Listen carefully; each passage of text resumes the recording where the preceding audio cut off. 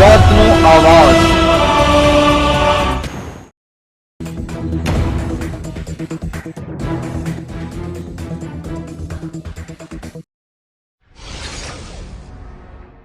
રાજકોટ જિલ્લાની ધોરાજી સેશન્સ કોર્ટે ઉપલેટાના મેરોદર ગામના મારામારીના કેસમાં 4 આરોપીને 10 વર્ષની સજા અને 5,000નો દંડ ફટકાર્યો।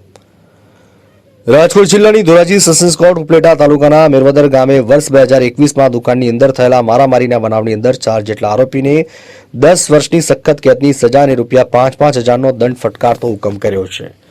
રાજકોટ જિલ્લાના ઉપલેટા તાલુકાના મેરવદર ગામે મોટર રિવાઇડિંગની દુકાનમાં વર્ષ 2021માં મારામારીનો એક બનાવ બન્યો હતો, જેમાં મારામારીના બનાવની અંદર એક વ્યક્તિને ગંભીર રીતે ઈજા પહોંચી હોવાનું સામે આવ્યું હતું, જેમાં એક વ્યક્તિને ગંભીર મારામારીમાં છરી, પાઇપ સહિતના હથિયાર વડે હુમલો કરી ગંભીર રીતે ઈજા પહોંચાડવામાં આવી। આ અંગેની પોલીસ ફરિયાદ ભાયાવદર મથકમાં નોંધાઈ હતી, જેમાં પોલીસ ફરિયાદ નોંધાયા બાદ ભાયાવદર પોલીસમાં આરોપીઓ સામે આઈપીસીની કલમ 307, 324, 326, 506(2), 455, 114 તેમજ જીપી એક્ટ 135 મુજબની કલમો મુજબ પોલીસ દ્વારા ગુનો દાખલ કરાયો હતો।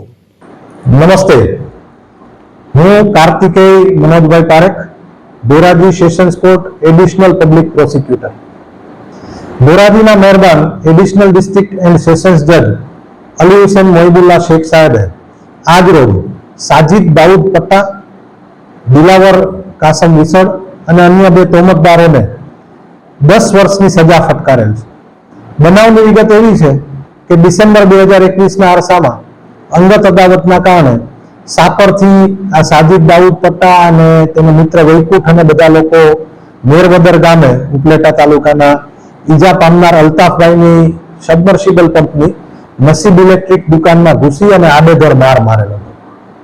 ત્યારબાદ તપાસ કરનાર અધિકારી શ્રી એસવી ગોધિયાએ તપાસ કરેલી અને સાથે સાથે સીસીટીવી ફૂટેજ પણ મેળવેલા હતા। આ સીસીટીવી ફૂટેજની પેનડ્રાઈવ 8/34 થી કોર્ટમાં રજૂ થયેલી હતી। 2 નજરે જોનાર સાહેબો હતા।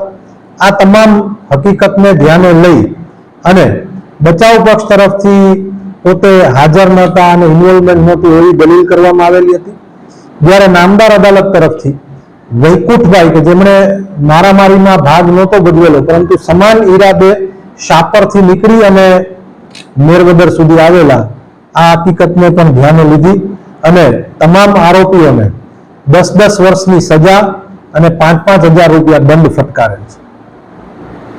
સર, આજ બનાવમાં કઈ સમાધાન પ્રક્રિયા ચાલુ થઈ ગઈ છે?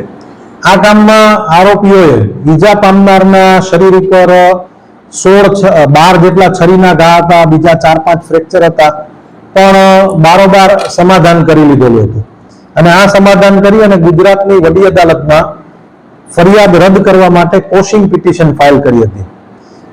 જસ્ટિસ જેસી દોશી સાહેબની કોર્ટ હતી, લગભગ હું ચોક્કસ નથી, પણ આ કોર્ટમાં આ આખી મેટર ચાલી અને જે બેઝિક પ્રિન્સિપલ છે કે crime of 302-307 POCSO are not crime against individual, આ જે ગુના છે 307-302 જેવા એ કોઈ વ્યક્તિ સામેના નહીં પણ સમાજ સામેના, માનવતા સામેના ગુના છે। આવી હકીકત હોય તેને નોંધી અને તે પિટિશન વિથડ્રો કરવા હાઈકોર્ટે સૂચન કરેલ। ત્યારે ઉપલેટાના મેરવદર ગામે બનેલા આ બનાવમાં પોલીસ ફરિયાદ નોંધાયા બાદ પોલીસ તપાસ પણ ચલાવવામાં આવી, જ્યાં પોલીસ તપાસ અને ચાર્જશીટ રજૂ થયા બાદ આ સમગ્ર બાબતોનો કેસ ધોરાજીની સેશન્સ કોર્ટમાં ચાલતો હતો। આ કોર્ટમાં ચાલેલા કેસની અંદર 4 જેટલા વ્યક્તિઓ ધોરાજીની મહેરબાન એડિશનલ ડિસ્ટ્રિક્ટ એન્ડ સેશન્સ જજ અલી હુસૈન મોહિબુલ્લા શેખ દ્વારા આરોપીઓ સાજિદ દાઉદ પટ્ટા, દિલાવર અનવર બુકેરા, વૈકુંઠ ચંદુ ચૌહાણ અને દિલાવર કાસમ વિસડને તકશીરવાન જાહેર કરી 4 આરોપીને આઈપીસીની કલમ 307, 324, 326, 34 મુજબના ગુનામાં તકશીરવાન ઠરાવી 10 વર્ષની સખત કેદની સજા અને ₹5,000નો દંડ ફટકારતો હુકમ કર્યો છે। ધોરાજીથી અલ્પેશ ત્રિવેદીનો રિપોર્ટ।